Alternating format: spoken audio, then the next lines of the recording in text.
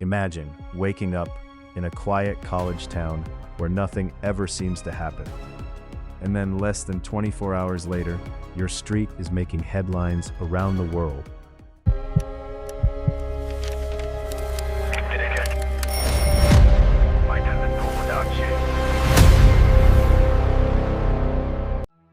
On the morning of November 13th, 2022, 4 University of Idaho students were found dead inside an off-campus home. There were no signs of forced entry.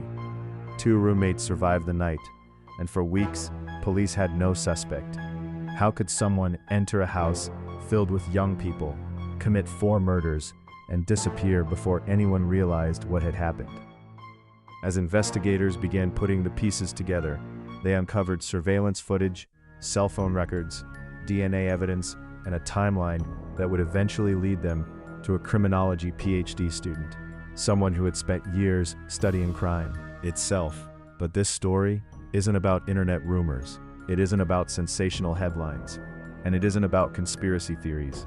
In this video, we're going to reconstruct what happened using publicly reported information, court documents, and evidence released by investigators, step by step, minute by minute, because even today, one question still refuses to go away.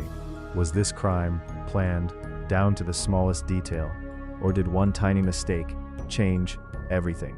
This is the story of the Idaho murders. Let's begin. For the students living at 1122 King Road, Saturday, November 12th, 2022, felt like any other weekend. It was a quiet college town, Moscow, Idaho, a place where people rarely locked their doors, where students spent their weekends with friends, and nobody imagined that by morning, everything would change. That 6 students living inside the house all had different plans. Kaylee Goncalves and Madison Mogan went downtown together. They visited a local bar before stopping at a food truck. Security cameras captured them smiling, laughing, and waiting for their food. It looked like a completely normal night. At approximately 1:56 a.m., they returned home. Xana Kernodle and her boyfriend, Ethan Chapin, had spent the evening at a fraternity event.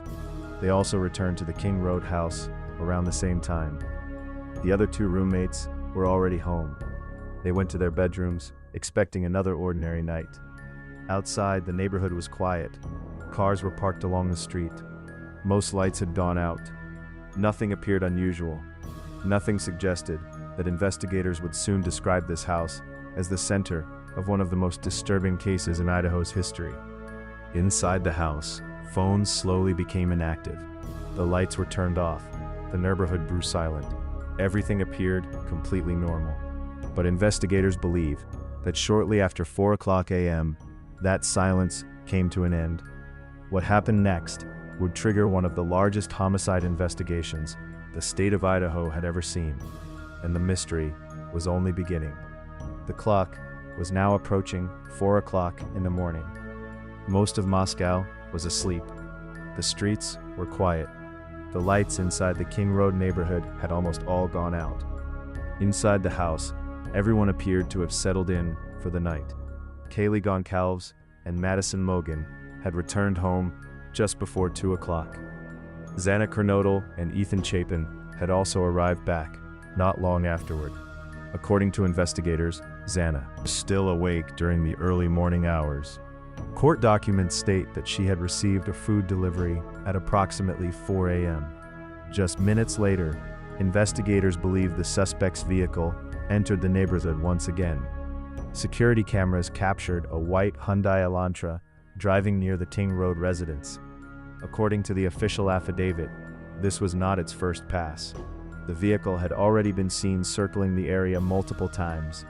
Then, at approximately 4:04 a.m., investigators believe the suspect entered the house. What happened over the next several minutes would become the focus of one of the most detailed homicide investigations in Idaho history. According to court records, a surviving roommate later told investigators she woke up after hearing noises coming from upstairs. At first, she believed one of the roommates was playing with a dog. A short time later, she reported hearing what sounded like crying, followed by a male voice saying, "It's okay, I'm going to help you." Those words come from the surviving roommate's statement as described in the probable cause affidavit. At approximately 4:17 a.m., a nearby security camera recorded audio that investigators said included sounds consistent with voices, a whimper, and a loud thud. The same recording also captured a dog barking. Investigators believe that only moments later, the suspect left the house. Security cameras recorded the white Hyundai Elantra leaving the neighborhood at a high rate of speed. But inside the house, the nightmare was not yet discovered. Hours would pass before anyone called 911, and those missing hours would raise questions that investigators would spend months trying to answer. As the sun came up, the King Road house looked completely normal. Cars were still parked outside. Neighbors went about their morning. Nothing from the outside suggested that a horrific crime had taken place just hours earlier. Inside the house, 2 roommates had survived the night. According to investigators, they had remained on the first floor. Authorities have not publicly described every detail of what happened during those morning hours. Because of that, there are still questions that remain unanswered. What is publicly known is this. At 11:58 a.m., a 911 call was placed from a cell phone belonging to one of the surviving roommates. According to police, multiple people were at the house before officers arrived. The call reported an unconscious person. Authorities have said that wording does not reflect everything the caller or others at the scene may have known or seen. Within minutes, officers from the Moscow Police Department arrived at 1122 King Road. What they discovered would immediately transform a routine welfare check into a homicide investigation. Inside the residence, officers found 4 victims: Kaylee Goncalves, Madison Mogan, Xana Kernodle, and Ethan Chapin. All 4 had suffered fatal stab wounds. Police also confirmed that the 2 other roommates were physically unharmed. News spread through the University of Idaho at incredible speed. Students began calling friends, parents called their children. Rumors started flooding social media. But investigators had almost no answers. There was no suspect, no arrest, no publicly identified motive, and no obvious explanation for why these 4 students had been targeted. As detectives secured the crime scene, they knew every second mattered. Every footprint, every fingerprint, every strand of DNA, every surveillance camera, every witness, every detail could become the key to solving the case. The investigation had only just begun, and over the next few days, detectives would collect thousands of pieces of evidence while asking one question again and again: who did this and where had they gone? Within hours, the King Road house was surrounded by crime scene tape.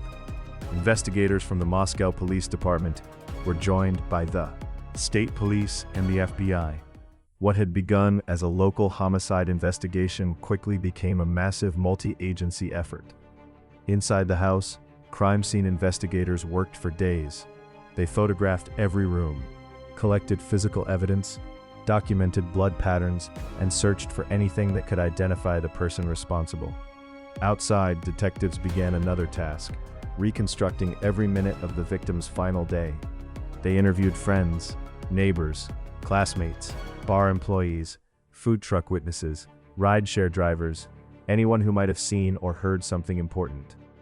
Investigators also collected hours of surveillance footage, not just from King Road, but from nearby homes, businesses, and traffic cameras. Their goal was simple: find every vehicle that entered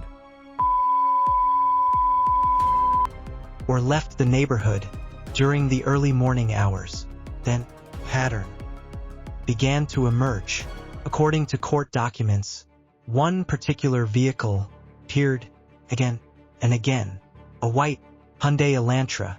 Investigators believed it had driven through the neighborhood multiple times before the killings, and shortly after the estimated time of the murders, it was seen leaving the area at a high rate of speed.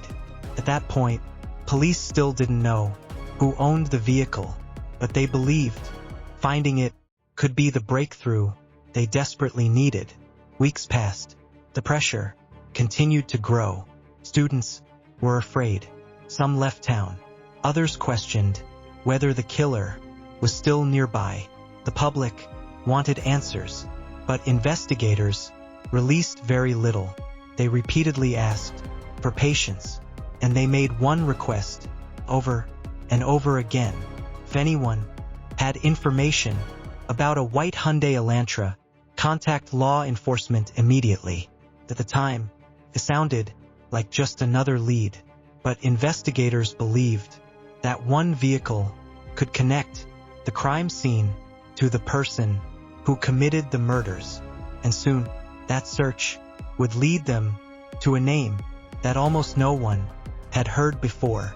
For investigators, identifying a suspect was only the beginning. They had a name, they had evidence, they believed connected him to the crime scene. But before making an arrest, they needed to build a case strong enough to stand in court. According to court documents, investigators continued collecting evidence and monitoring Bryan Kohberger. They did not immediately announce what they knew. Instead, they waited, they watched, and they gathered more information. Meanwhile, Kohberger had left Idaho. After the murders, he traveled across the country to Pennsylvania. His family lived there, and he had returned home during the holiday period. But investigators were still following the evidence. The DNA evidence, the vehicle connection, and digital records were all becoming part of the investigation.